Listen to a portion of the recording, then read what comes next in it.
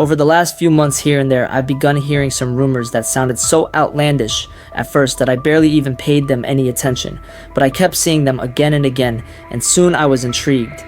Liverpool players were repeatedly spotted carrying asthma inhalers. This could sound harmless at first, but in reality, it turns out there's a whole conspiracy behind it. As much as they are in fact only asthma inhalers, it turns out that their usage by top athletes in perfect health has been considered doping by many sports scientists, and that this sort of controversy has taken other sports by storm, from track and field to cycling, honestly anything to do with endurance. And considering players can run up to 10 kilometers a match, clearly football is at stake too. As crazy as it sounds, we could be on the verge of our very own doping scandal, but so far it seems like no one is talking about it or working to find out how much truth is behind these statements, which is at the very least very suspicious. So as always, I'm gonna go the extra mile today and show you everything there is to know about the Liverpool doping conspiracy. Let's go. So first of all, let's get one thing out of the way. Every sport in the world has had doping scandals, but for some reason, when it comes to football, everybody seems to prefer to just turn a blind eye to the whole possibility, when in fact, if you look for it, there's no difficulty in finding some high-profile cases. In 2001, the Dutch national team was accused of doping when three of their top, most physically imposing players, Edgar Davids, Frank de Beer, and Jaap Stam, were all found to be positive for anabolic steroids. But of course then, they came out blaming, well, the cows, I guess. They said the only reason steroids were present in their bodies was that the livestock was being fed steroids and they just traveled up the food chain. I don't want to be condescending, but surely eating the same beef that's available to the entire population didn't contaminate your body with enough steroids to get flagged in a doping test, and clearly FIFA agreed because all of them got banned for a while. So yeah, hopefully knowing this now, you won't for a second doubt that football is in no way a safe haven when it comes to doping. And so let's get into how all of this started. An article came out very nonchalantly claiming that 63% of Liverpool players had been diagnosed with asthma and been prescribed medication for it, as well as claiming that they are loading on extremely high doses of caffeine before every match, a method they refer to as superdosing, which sounds a lot like doping, doesn't it? So what everyone quickly pointed out was, well, there's absolutely zero way in hell that nearly a third of the Liverpool squad has asthma. If you need some numbers to back that up, let me tell you that only about 12% of the population in the United Kingdom has that same condition. Some people still argue that there's a type of asthma called exercise-induced asthma, which is, as the name sort of implies, especially common in pro athletes, meaning that perhaps that's why so many of them are on those drugs. But well, even among pro athletes, the prevalence of that kind of asthma is claimed to be only about 35%. So once again, it doesn't add up. It could serve as a way to soften the blow, but it doesn't account for the whole thing. So if all of those players are taking those drugs, it's pretty obvious there's some other reason for that besides just asthma treatment. And it's pretty obvious some doctor out there is in some way being influenced to be extra lenient with his diagnosis, if you catch my drift. However, that was pretty much everything that came out with that first article, so no one really thought much about it. But as time passed by, more and more fans claimed to have spotted the players carrying the inhalers, with Ben Davies being the main culprit, being caught red-handed carrying one that the fans quickly identified as Symbicort, an inhaler commonly prescribed alongside salbutamol, which is the most common substance found in asthma treatments that have been claimed to have performance-enhancing effects, adding that extra bit of credibility the claims were in need of, but also launching some football circles on social media into full tin hat mode. The conspiracy was becoming real and the opinions began coming out.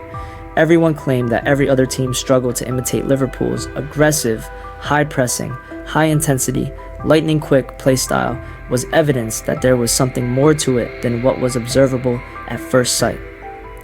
People even claimed it was especially suspicious how in the first season after Jurgen Klopp's arrival, it was frequently discussed that his playstyle was infeasible due to how intense it was on the players, but then out of nowhere in the second season, they were literally breaking the all-time record for most distance covered in a Premier League match, and it began looking like it wasn't a problem for them anymore, with the team completely breezing through the expectations and outperforming even the demands of Jurgen Klopp.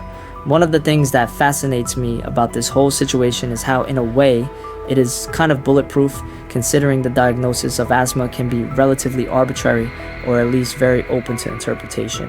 And that got me asking if there had been other cases of diseases like this being exploited in other sports in order to acquire legitimate medical prescriptions for players who didn't need them. And well, yeah, there definitely are other cases. For example, in baseball, with the ball flying towards you in a blink, having fast reaction times is a huge part of the sport.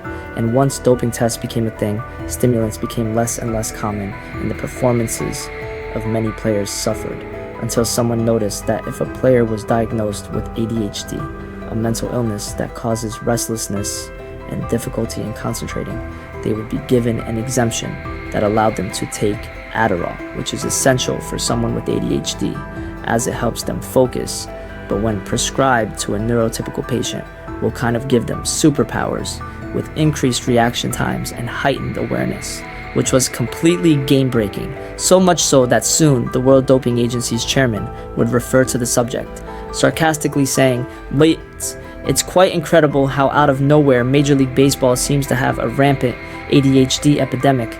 He would also say that he could count on one hand the number of players who actually have ADHD, while at the time nearly 10% of the league was on Adderall already, which, as you might imagine, led to a huge revamping of doping laws, with the substance eventually being completely outlawed. It's actually an incredible story. I know it's not football, but it definitely seemed worthy of a mention. And actually, on that note, let's also say that at the Olympics, these asthma medications have also started to run rampant and become a problem, even all the way back in 2008 when Dara Torres took over the swimming events at the Olympics, winning 4 medals at 41 years of age. Her secret?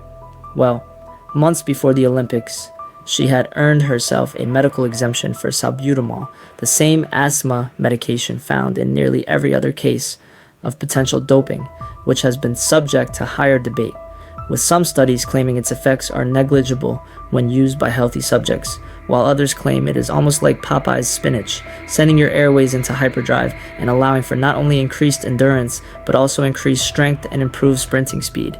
It's kind of insane.